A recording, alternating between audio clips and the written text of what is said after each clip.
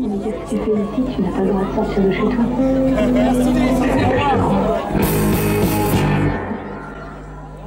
Je sais pas trop. Le truc, c'est que à chaque fois qu'on se voit, les mots sortent toujours complètement de travers. Quel mot? Tu veux me dire quoi?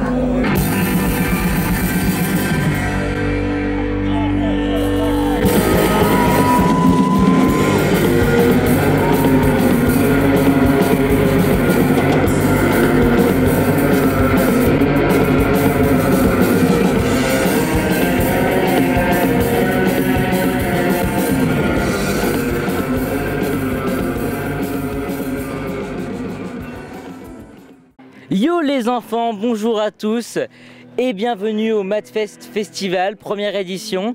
Aujourd'hui on a rencontré les Cannibal Mosquitos. Comme vous le voyez, c'est un groupe déjanté, assez différent. Je vais leur demander de se présenter. Alors les gars, présentez-vous.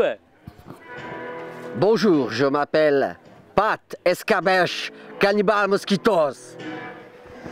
Salut, moi c'est El Cannibal et je fais la guitare. Bonjour, moi c'est Hervé et je fais la batterie. Donc les Cannibal Mosquitos, un groupe à part, un style, un truc différent, des influences, l'histoire du groupe, racontez-nous tout. Comme je le répète pour la 3e fois, tout a germé dans ce cerveau.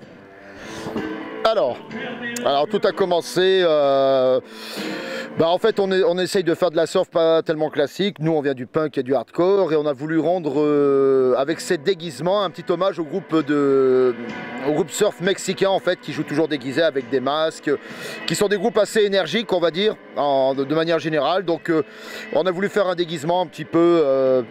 ouais, on va dire un petit peu original, en insecte un peu géant, complètement un peu farfelu, débile quoi, avec nos samples, et ça nous correspond pas mal. Hein. Oui, tout à fait, tout à fait. Tu es super sympa, je trouve. Donc les Cannibal Mosquitos, racontez-nous un peu ce que vous avez fait, votre discographie par exemple, les différentes musiques et tout ce qui vous est arrivé dans votre histoire quoi. Alors nous avons fait 2 albums, hein. Et le 3e est enregistré, il sortira dans les prochains mois qui viendront. Et peux-tu nous parler de tous nos albums, El Cannibal? Bon, on a sorti un premier album il y a à peu près 5 ans qui s'appelle Surprise Cannibal Mosquitos Surprise Attack. Il y a maintenant 3 ans le Surfing Love Party et comme l'a dit mon cher et tendre ami, nous allons sortir un 45 tours d'ici décembre. Ce sera une petite surprise, ce 45 tours est réservé à un public de plus de 18 ans on va dire. Voilà. Et le prochain album ce sera peut-être pour 2017 on va dire. Voilà, donc ça fera... Qui s'appellera Vroom Vroom. Alors les Cannibal Mosquitos, j'imagine que vous tournez beaucoup en France, que vous avez fait plusieurs festivals. Lequel vous a marqué le plus? Alors, il y avait un festival où plein de filles faisaient pipi partout. C'est celui-là qui est resté à jamais gravé dans les mémoires. Mon camarade Erwesh s'est fait arroser ses baskets, hein, par de l'urine. Et c'était très fun, très rigolo, très rigolo. Cannibal, aurais-tu un autre souvenir à nous raconter? Bah moi je me souviens pas trop du pipi dans ce festival, mais je me souviens particulièrement que 99% du public était drogué on va dire. Très drogué, voilà. La drogue qui peut être parfois un avantage comme un inconvénient. J'imagine que parfois pour vous comprendre, il faut être un petit peu drogué, non? Ouais. Alors, après toutes ces années à avoir essayé tant de choses, nous nous sommes rendus compte que nous n'avons vraiment pas besoin de drogue en fait. C'est naturel. Donc après, c'est au jugé, à son propre jugé, quoi. Donc maintenant, parlons un peu plus de la musique, de vos musiques. Quel est le thème principal de vos musiques? Quelles sont les comment dire, les thèmes que vous voulez faire ressortir, les thèmes que vous voulez montrer à votre public? Alors ça, c'est pas évident à répondre, mais en fait, c'est une musique déjà qui est instrumentale, donc on les fait surtout un petit peu autour de samples, et les thèmes, en fait, c'est les samples qu'on va mettre sur le morceau. Donc, je te dis, le deuxième album est sur le thème de l'érotisme, les vieux films, en fait, qui passaient à l'époque sur M6, les films un petit peu série Z. On a des thèmes sur les voitures, sur voilà, sur plein d'autres sujets assez.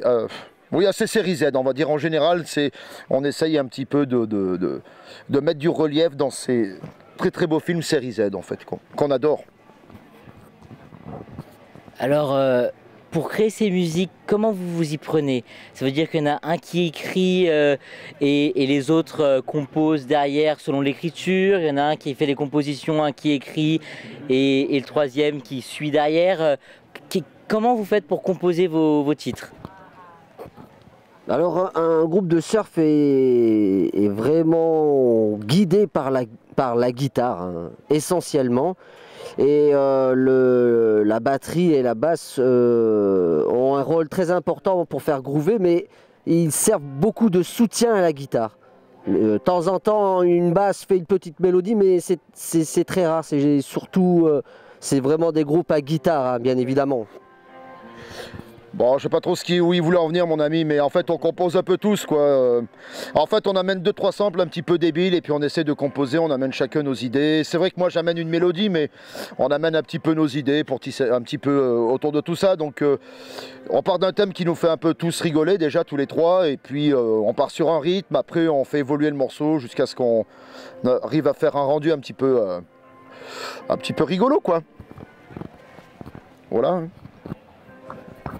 Donc nous, dans les personnes qui nous suivent, on a beaucoup de jeunes personnes qui veulent peut-être percer dans la musique, ou du moins monter un groupe. Donc ma prochaine question est surtout, quelles sont vos fréquences de répétition et est-ce que vous en vivez de ce groupe? Alors absolument pas, nous répétons une fois par semaine et nous ne vivons pas grâce à ce groupe. Mais c'est un vrai plaisir. On arrive à faire des économies pour se payer un studio, se payer un pressage de vinyle, des affiches. L'argent qu'on gagne avec le groupe sert à entretenir le groupe. Vous voulez rajouter quelque chose? Non, en fait, moi je voulais juste dire que je détourne un peu de l'argent dans ce groupe et je me fais vraiment pas mal de pognon, en fait. J'ai pu acheter une bagnole. C'est maintenant que je le dis, désolé les gars, mais en fait, connerie mise à part, on travaille tous à côté et on a la chance de pouvoir quand même pas mal tourner, quoi. Quand tu disais que tu t'es acheté une voiture, tu parlais de ta 306 Peugeot qui a 600 000 km. C'est mieux que rien, j'avais que ça de toute façon, donc bien sûr c'est facile de critiquer, hein, toujours facile.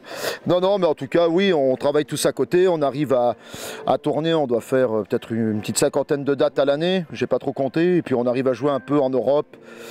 On joue, ouais, on est en pays de l'Est, voilà, beaucoup la Belgique, l'Espagne, l'Italie. Et là on projette d'aller en Israël faire 5-6 dates. Voilà, avec un groupe de surf israélien super bien qui nous ferait jouer là-bas.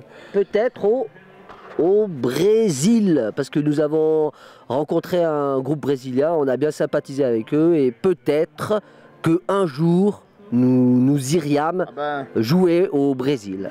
En 2017 en fait, ce sera prévu pour 2017, l'automne 2017 normalement. D'ailleurs, un très bon groupe qui s'appelle The Mullet Monster Mafia. Tu veux dire un truc toi? J'ai soif. Ouais, ok, je savais. Donc voilà, donc là vous nous parlez justement d'un autre groupe, donc d'un groupe brésilien. Est-ce que sur la scène française, vous avez des groupes dont vous pouvez nous parler un petit peu? Vous avez envie de montrer, que nos abonnés puissent suivre par exemple, ou puissent regarder du même style que vous par exemple?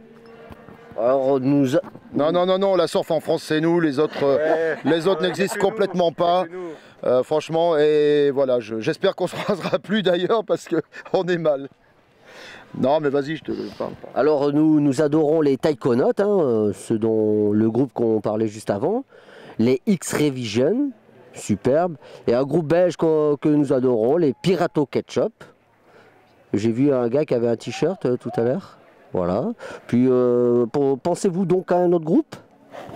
Oh bah oui, nous on s'était inspiré, moi je pense surtout à Hawaii Samurai là, qui vont se reformer, qui vont retourner au mois d'octobre. Moi j'étais, en fait, la surf j'en écoutais depuis longtemps parce qu'avant on faisait des groupes de punk rock, donc déjà je suivais un petit peu ce groupe français qui a quand même beaucoup tourné, même à l'étranger, donc c'est vrai que je me suis inspiré de eux, puis après de Irradiates qui est la suite de Hawaii Samurai, donc c'est vraiment, c'est vraiment pour nous un peu des modèles, pour moi ça a été un modèle quoi, un exemple à suivre enfin pour leur musique et puis leur petite tournée quoi.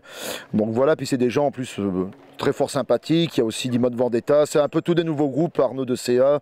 Il y a plein de très très bons groupes dans de styles différents. En fait la scène surf en France, il y a moins de groupes classiques, ils ont chacun une petite touche personnelle quoi, de la brutal surf, Arnaud de CA par exemple, Dimod Vendetta, du modern surf comme The Irradiates par exemple. Voilà. Toi, t'as des... Qu'est-ce que tu... Chantal Goya, toi? Non, mais dans un autre registre, à Daikaju aussi. Très bon exemple. Oui, voilà. Voilà, un groupe américain. Voilà, un groupe américain, mais avec un jeu de scène Tony Truant. Voilà, à voir aussi. Donc, les Cannibal Mosquitos, quel plaisir de vous avoir eu sur The Load. On est vraiment super content d'avoir pu discuter avec vous. Vous êtes assez extraordinaire. On espère pouvoir vous revoir sur différentes scènes. Et donc on va mettre toutes vos Facebook et tous vos réseaux sociaux dans notre description, comme ça on pourra vous retrouver. Et donc merci beaucoup, à une prochaine. Allez. Merci à toi. Muchas gracias. Hein. Merci à toi et never forget, let's surf, let's twist.